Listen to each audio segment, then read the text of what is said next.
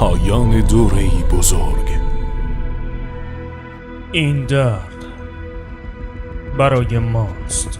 صلح قیمتی ندارد. اگر شکست بخوریم شانس انتقام از دست دادیم. بعضی جنگ ها به پایان نمی رسن تا زمانی که قربانی بگیرند. وقتی که زمانش برسه خودم رو می کشم. از اینجا به بعد تو تنهایی. من عاشق تنهاییم. برای اونایی که در میدان جنگن تو یه افسانه‌ای. به همین خاطر باید این مأموریت رو به تنهایی انجامش بدی. زمان و مکان رو خودت انتخاب میکنی. دشمن ردیابی شد. آنالیز به پایان رسید. هدف اینه هر طور شده از بین ببره. در دنیایی باز جستجو کن.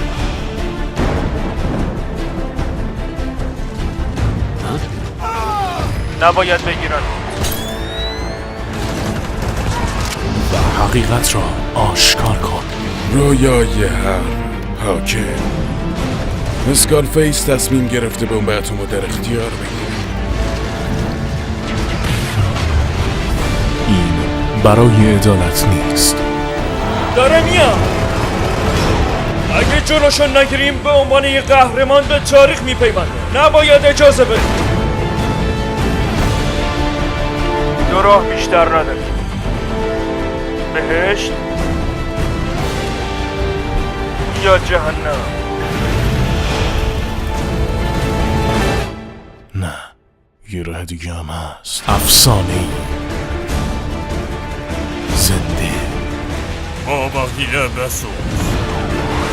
باز از اونجا فرار کن.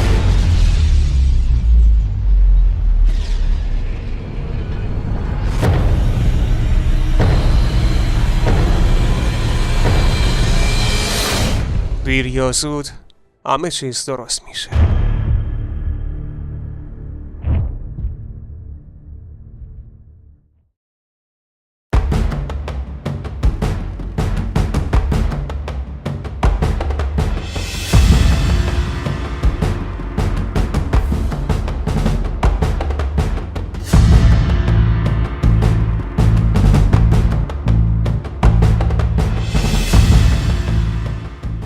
متال گیر سالید 5 The Phantom Pain آخرین عنوان ساخته شده از سری محبوب متال گیر است که توسط هیدئو کوجیما کارگردانی شده است. آقای کوجیما با تمام مشکلاتی که با کنامی داشته است توانست مثل سری های گذشته قسمت 5 این سری را نیز به بهترین شکل ممکن کارگردانی و ارائه دهد.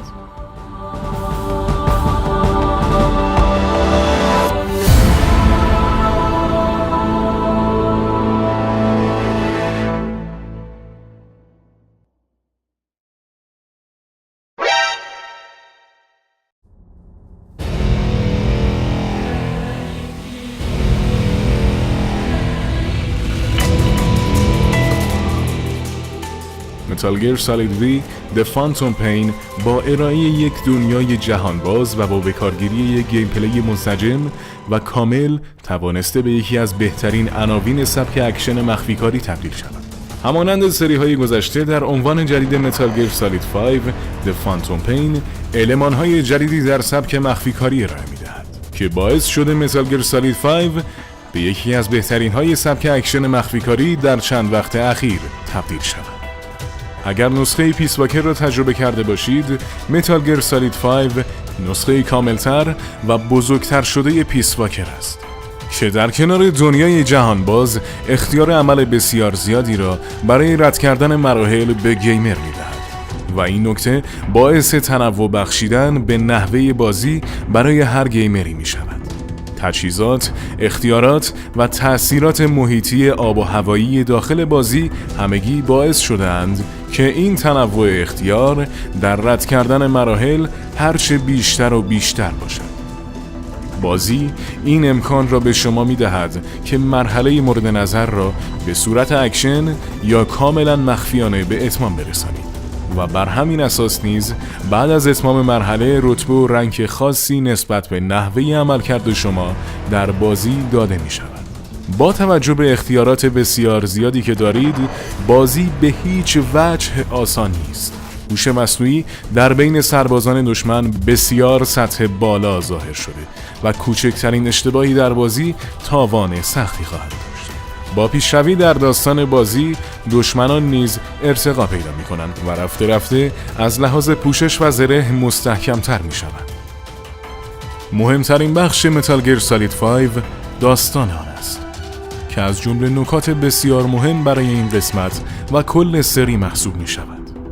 همانطور که کوجیما از مدت‌ها پیش اشاره کرده بود، قسمت پنجم دستخوش تغییراتی شده که داستان و نحوه روایت داستانی نیز یکی از این تغییرات مهم به حساب می‌آید.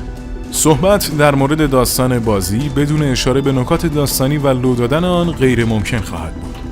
بنابراین با یک نگاه کلی به داستان در متال گیر سالید 5 باید گفت که نحوه روایت جدید در متال گیر نتوانسته آنطور که باید رضایتمند ظاهر شود. لازم به ذکر است که متال گیر 5 در نوع خود داستان و روایت داستانی بسیار عالی دارد. اما اگر این مورد را در کنار قسمت‌های قبلی قرار دهیم، حرفی برای گفتن نخواهد داشت. بخش اعظمی از بخش داستانی در نوار کاست‌ها روایت می شود که هیچ گونه سنخیتی با فضای خاص سری متال گیر ندارد و این تغییر بیشتر از همه طرفداران قدیمی این سری را ناراحت خواهد کرد.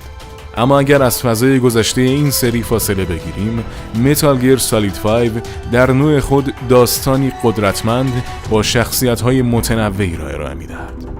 بازی در 2 چپتر روایت می شود.